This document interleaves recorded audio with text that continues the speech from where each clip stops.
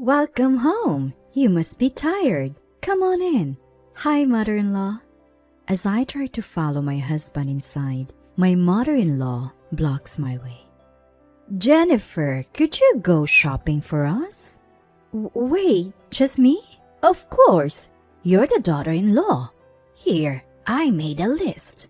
With that, she slams the front door shut. My name is Jennifer, a 25-year-old housewife. I've been married to David for 2 years. I actually had a long-term boyfriend before.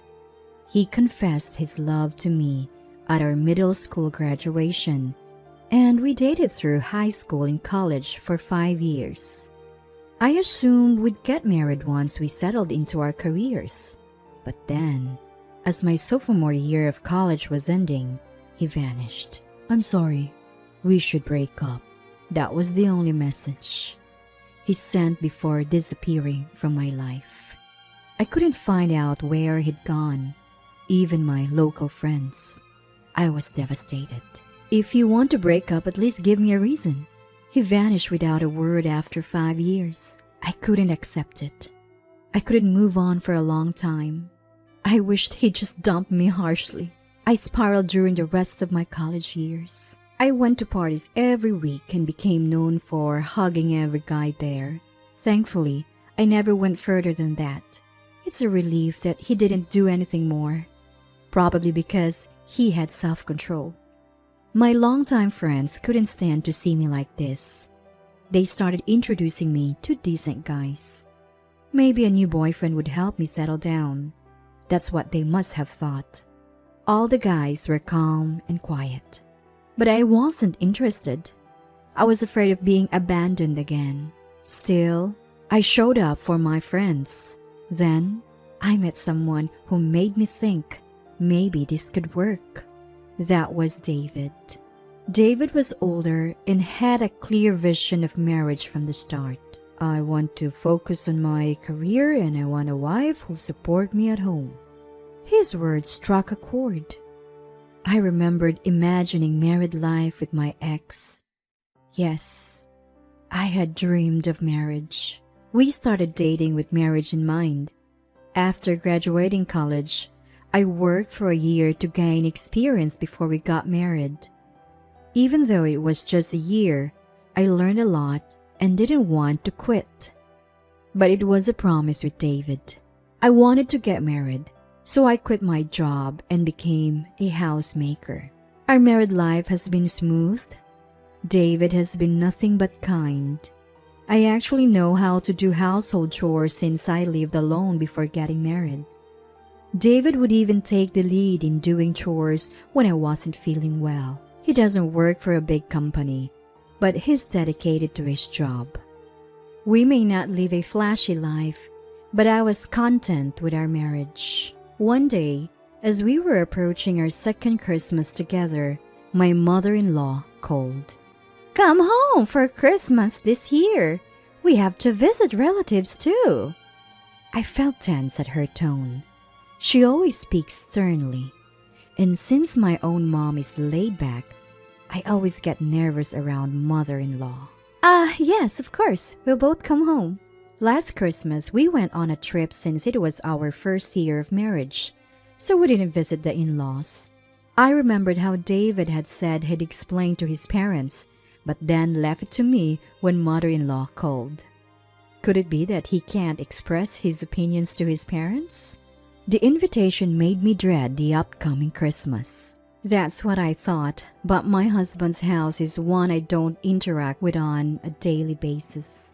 But I told myself it's just 2 days. I can endure it. Hey, David, mother-in-law called. What did Mom say? She said we should both come home for Christmas. We have to visit relatives too. Right, we didn't go last year. So we decided to spend Christmas with the in-laws. We prepared gifts. We should be good. On Christmas Day, we headed to the in-laws, about an hour and a half drive away. I was nervous about going back after so long. Just relax, it's Christmas, David said casually. As we got out of the car, someone called out to us. David! Rushing over and wrapping her arm around David was his cousin Emma. "Oh, Emma!" David shook off her arm, looking annoyed. Emma is a year older than David. The first time we met, she spoke to him while wrapping her arm around him, which surprised me. I thought she liked David and saw me as a rival, but the truth was the opposite. Emma had teased David since they were kids. Even as adults, she still teases him like this. That's why David isn't fond of Emma. But Emma is really friendly to me. "Jennifer, long time no see. Let's have lots of drinks together this Christmas. See you tomorrow. I have things to do." Sure. See you tomorrow." Emma quickly went back into the house. "Bad luck to run into Emma right away," David grumbled.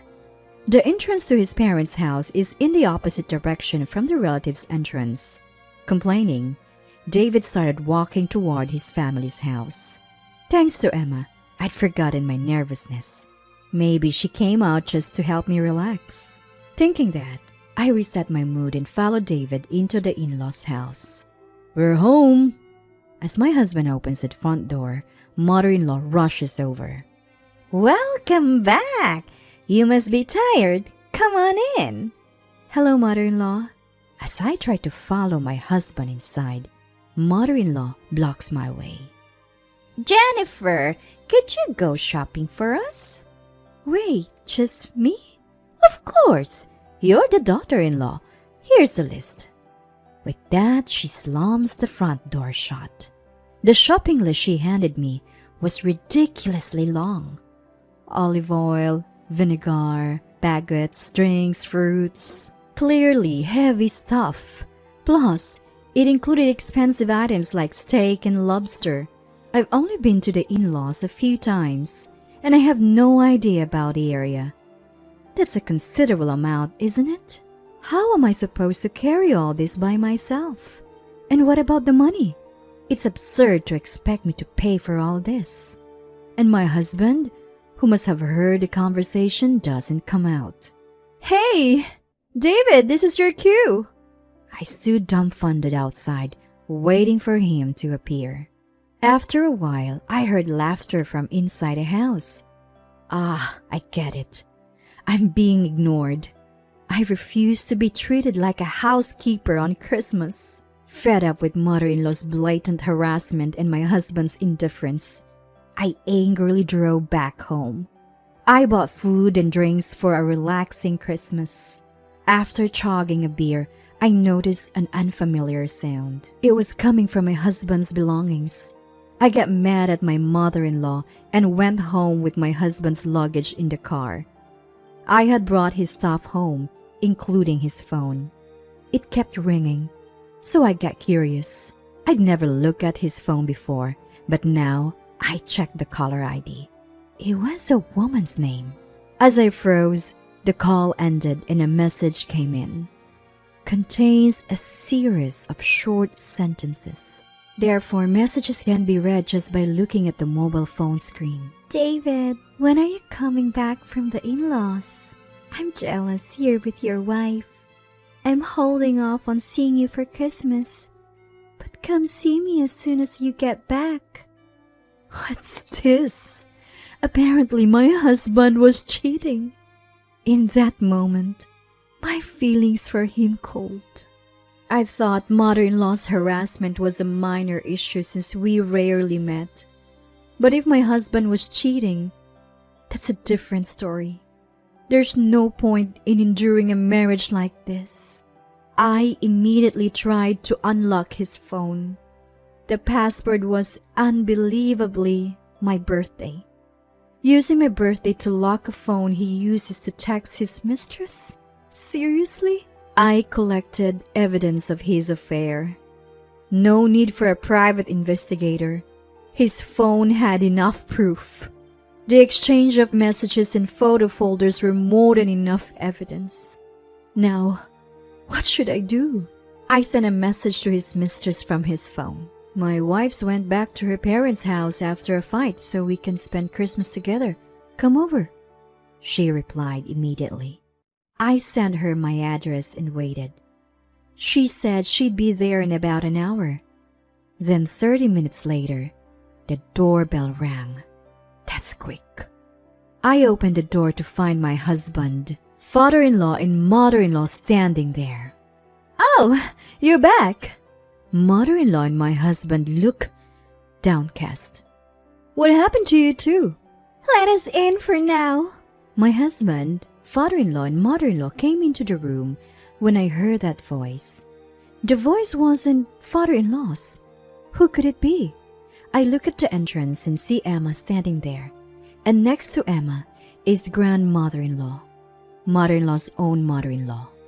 I'm stunned by grandmother-in-law's appearance. Why are you? Come on, David, and Ansu too. Jennifer, sorry for ignoring you earlier. Jennifer, sorry for making you feel harassed. Upon closer inspection, both of them look quite pale, because grandmother-in-law is staring at him. They've been scolded by grandmother-in-law, who hates wrongdoing and bullying. She's intimidating because she's blunt, but you can tell she's loving when you talk to her. I've always liked grandmother-in-law for that reason. Apparently, Emma had confronted my husband because our car hadn't returned to the parking lot. My husband had been lounging at home, not even realizing I was gone until Emma asked. Furious, Emma questioned him, and he blamed mother-in-law. That's how the shopping incident came to light. Grandmother-in-law had heard about it and had been scolding them. Father-in-law, who had been out cleaning the neighborhood, was also shocked when he heard the story later. I had turned off my phone, so they couldn't reach me. They had rushed home to find me. As we were talking, the doorbell rang. The person ringing was, of course, her. Emma, could you get the door? From the entrance, I heard a, "What? Come in, you." "Stop, no." I hear voices arguing. My husband looks pale, realizing who has arrived. Now the climax begins. I had a hard time holding back my laughter. The woman my husband thought he had invited tried to flee, but was caught by Emma and dragged into the room. Everyone was stunned when they saw her. I was too, because she was dressed like a maid, complete with a frilly headpiece and a fluttering mini skirt. So my husband was involved with someone like this? The woman, thinking she had been invited by my husband, was shocked to find a room full of adults. David, what's going on? Well, David, explain. Well, this girl is, Your mistress, right? What? How do you know? Yeah, because I saw your phone. I've gathered plenty of evidence from your phone, from photos to messages. I've seen it all. Hearing this, the mistress turned beet red and let out a strange cry. No, David, mother-in-law, help me. Wait, mother-in-law? Shockingly, the mistress wasn't just calling my husband's help, but also for mother-in-law's. What's going on here? What followed was utter chaos. My husband was grilled by Emma and me about the affair. Mother-in-law was being sternly questioned by father-in-law and grandmother-in-law about her mistreatment of me.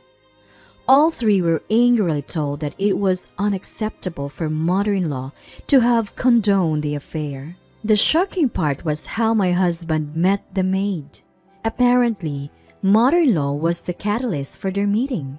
For some reason, mother-in-law had taken an interest in maid cafes. Feeling awkward going alone, she had my husband accompany her. They both liked the place and started going regularly, which led to the affair. Mother-in-law even had a soft spot for the mistress and seemed to have turned a blind eye. I can't fathom why she wouldn't stop her son's affair. So we decided to divorce by Christmas. It seems father-in-law and mother-in-law also decided to divorce while they were at our place. Witnessing two divorces, the mistress was trembling. Emma was keeping an eye on her, speaking in a stern voice, so she seemed quite scared. She might be traumatized by the idea of marriage now. Well, that's not my problem. I got a settlement from my husband, the mistress and mother-in-law, and went back to being a free, single woman. I found a job and life was good. Actually, something interesting happened to me after the divorce. Emma and I had become drinking buddies. Today, we're going bar hopping again. As I head to our meeting place, I see someone standing next to Emma. Is that Emma's boyfriend? As I approach, the man turns around, and I'm almost breathless. It's my ex-boyfriend, who had disappeared. He's also surprised to see me. Emma, sorry, I have to go. What? Jennifer, why? I start running, and my ex chases after me. Jennifer, wait, let's talk. Finally, I got to hear the truth about back then. Apparently, his family had been going through a series of misfortunes. His grandma had dementia, his dad's business went bankrupt, and his mom collapsed from caregiving fatigue. They had moved to the countryside to live with relatives. His grandma passed away, but things have settled down now. He apologized for not having the courage to tell me about this family situation. I get it. You had a tough time, but you should have told me. I'm sorry. Even though it's in the past, knowing the truth made me feel better. And then, I get another surprise. By some coincidence, my ex works at the same place as Emma. They had the same shift today, so he invited her for drinks. Emma was the most shocked to find out about our past relationship. From then on, we became drinking buddies, including Emma's boyfriend. Whether or not I'll get back with my ex, I don't know. But for now,